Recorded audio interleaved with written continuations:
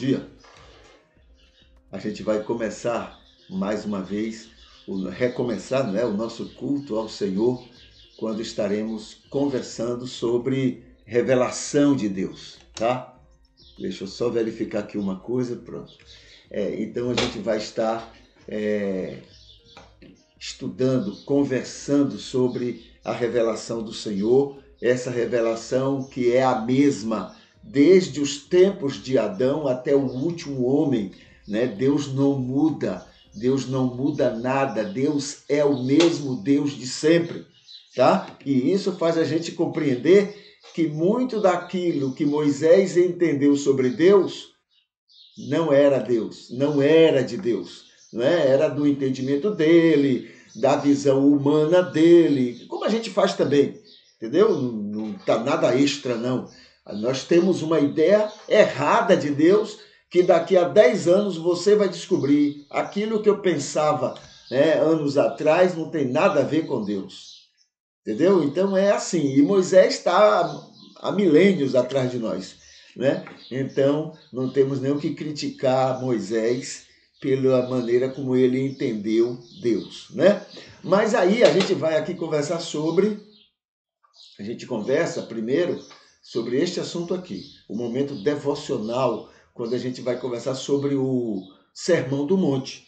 Nós estamos na terceira semana e estamos no terceiro tema, não é? No terceiro assunto que o Sermão do Monte traz, não é? Que Mateus entende que deve ser colocado nessa ordem, dos ensinos de Jesus em vários momentos. Jesus não teve um só momento. Jesus, esses ensinos aí estão em vários momentos e agora Mateus junta tudo, né, como se fosse um abecedário, né, para daquilo. Não é que a gente tenha que atender aquilo, mas é explicando aquilo. É um manual do que Deus tem feito através de nós, apesar de nós, né? Então já conversamos sobre as bem-aventuranças, já conversamos sobre sermos luz e sal, e agora estamos desde ontem conversando sobre Jesus e a lei. Então hoje a gente vê o versículo 18. O texto diz assim: porque em verdade vos digo que até que o céu e a terra passem, nenhum jota, nenhum tio passará da lei, até que tudo aconteça. Aqui tem uma explicaçãozinha que diz assim: J é uma adaptação da letra grega iota. É uma letrinha pequenininha, não é? Então, às vezes até dá o mesmo sentido do J. Mas aqui está, veja só. Em verdade vos digo, vamos algumas explicações para isso. Quando Jesus diz em verdade vos digo, essa expressão valoriza o que se tem a dizer. Então Jesus fala isso, e vai falar várias vezes, porque ele está valorizando o que ele vai informar, tá bom? Faz parte daquela cultura. E hoje, até hoje, a gente ainda sente muito isso, né? Quando fala isso, ele dá autoridade à informação que vai ser dada. Ele mostra que vou falar uma coisa importante, uma coisa que é importante em si mesma, tá? Outra coisa, chama a atenção para a autoridade de quem está falando. Então ele diz assim: eu vou falar como se fosse assim, tá?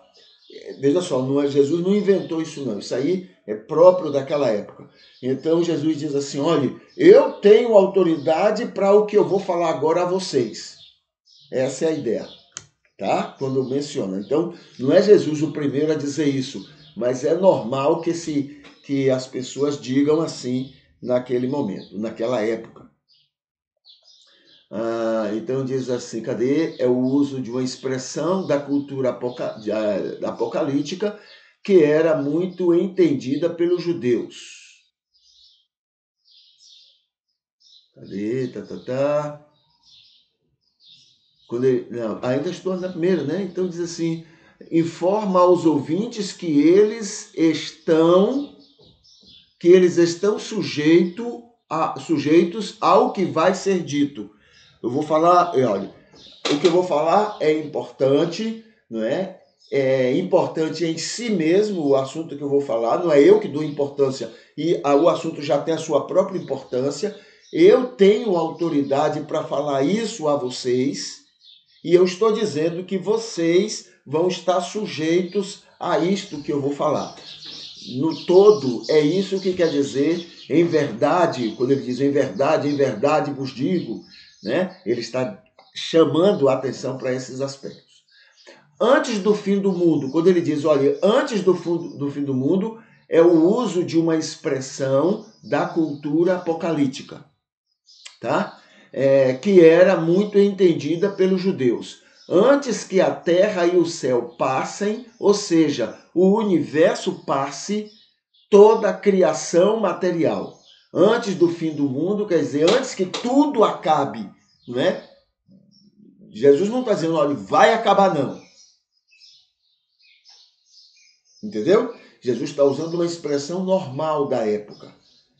Antes que aconteça tudo isso que vocês acreditam, antes de acontecer todos esses sinais, essas marcas, essas coisas que vocês estão aguardando, antes de qualquer coisa dessa, entendeu? Até que isso tudo aconteça, então o Antigo Testamento vai se concretizar. Eu não vim abirrogar. Tudo que está lá vai se cumprir. É isso que ele está dizendo. Terceiro, tudo mencionado na lei. Quando ele fala lei e os profetas, ele está falando do Antigo Testamento. Não está falando da lei de Moisés, tá bom? Não está falando dos 10 mandamentos. Ele está falando de todo o corpo de escrituras que tinha, né, na Bíblia, né, do Antigo Testamento. Então, veja, lei, até já falamos isso, parece-me que ontem. Lei, quando ele fala lei, ele está falando os 5 primeiros livros. Quando ele fala profetas, na Bíblia hebraica, é todos os textos depois da lei. Algumas vezes é mencionado assim, lei, profetas e os escritos. Né? Então, quer dizer também os livros poéticos, Salmo, Jó, Provérbios, Eclesiastes, entendeu? Às vezes, mas quando ele fala lei os profetas, está falando de todos os 39 livros. Existe também algumas vezes que ele e outros vão expressar a lei. Quando ele fala sobre a lei, ele está falando também de todo o Antigo Testamento. Tudo, ele fala, tudo se cumprirá, tá? O que mais? Deixa eu ver. Ele já sabe de tudo. Aqui. Tudo mencionado na lei. Não é a ideia de que Deus já pré-estabeleceu tudo o que haveria de acontecer, pois este não é o jeito de Deus atuar, mas de que antecipadamente ele já sabe de tudo e muito foi informado em sua revelação e aos escritores bíblicos. Entenderam certo ou errado e que não deixarão de acontecer tudo que foi informado pela revelação de Deus. Ou seja, Deus não diz assim, olha, eu estou colocando que vai acontecer isso e isso. Não é assim. Deus já sabe que vai acontecer. Por que ele trabalha assim? Porque ele respeita a individualidade do homem. Deus não obriga ninguém a nada, porque ele respeita a pessoalidade, a individualidade da pessoa. Entendeu? Ele não obriga.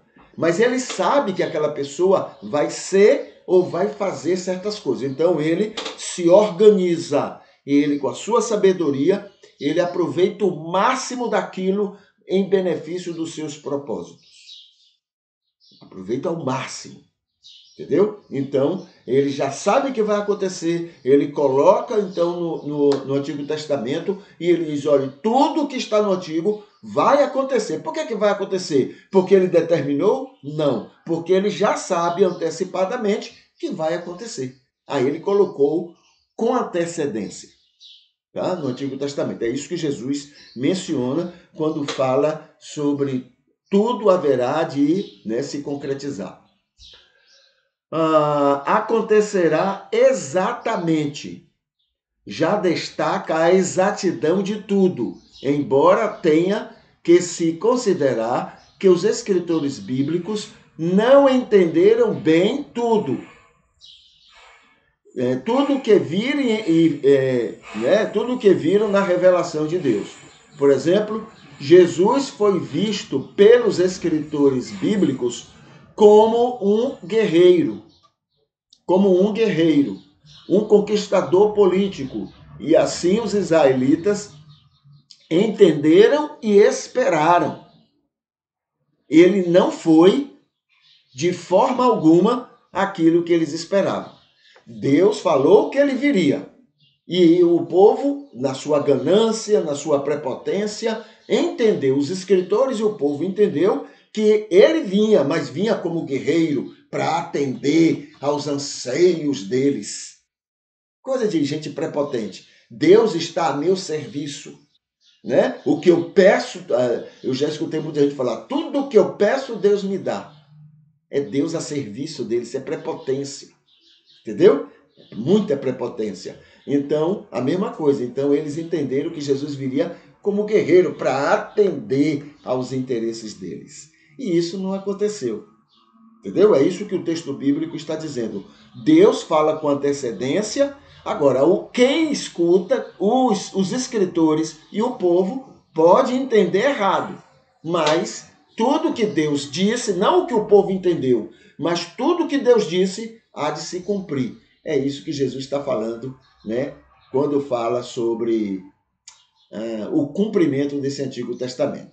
Vamos aqui para os nossos pedidos de oração, para os nossos motivos de oração, tá? Então nós temos aqui os que estão sempre cultuando conosco. A gente ora a Deus pelos adoradores, né, que estão enfermos e que estão atravessando algumas dificuldades. A gente reapresenta ao Senhor, sabendo que Ele já sabe dessas pessoas e sabe como cuidar delas.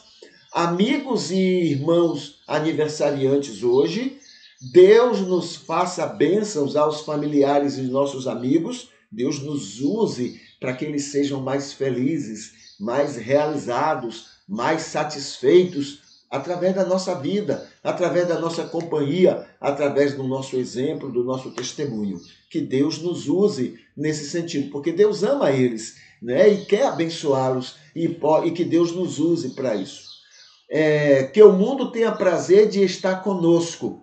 Não aquela coisa desprezível. Uma vez alguém falou, inclusive foi em Recife isso, né? Quando eu estava pastoreando lá a Igreja do Barro, né? Alguém chegou para mim, eu era uma pessoa que eu conhecia, estava sentado com outra, né? Uma pessoa muito querida, muito simpática, né? Aí a pessoa, quem estava com ela, disse assim, pastor, vem cá. Eu disse o que foi? Já é crente. Até aí, tudo bem, né? Aí a pessoa disse assim, já está com aquele nojo de crente, aquele abuso, já está com aquela chatice de crente, entendeu? Então que o Senhor nos faça não pessoas com chatices, com nojos de crentes, aquela coisa chata, onde julga tudo, condena tudo, todo mundo está em pecado, todo mundo vai para o inferno, só ele agora é que encontrou, todo mundo está, entendeu? Então, que Deus nos livre desse tipo de comportamento. Que não nos deixe pensar que críticas convencem pecadores. Então, não, eu preciso criticar o erro dele para que ele se converta, para que ele se convença do pecado. Que Deus nos livre dessa malignidade que a gente tem com tanta facilidade, tá bom?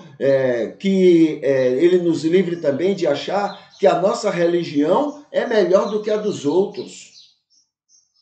Olha que coisa maligna colocaram na cabeça da gente, né? Que a nossa religião é a religião, o resto tudo é falso, mentiroso, tudo é errado. Coisa do cão mesmo, esse egocentrismo, essa prepotência que a gente desenvolve com tanta facilidade, né?